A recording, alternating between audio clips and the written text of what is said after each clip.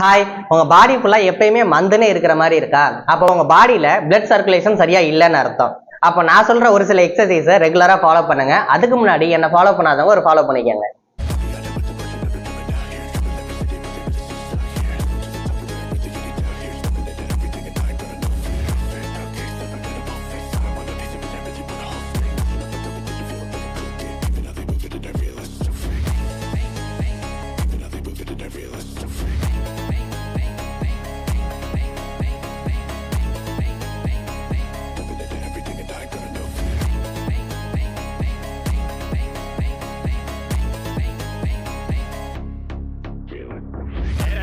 今度こそ陸上部に入ってもらうぞ。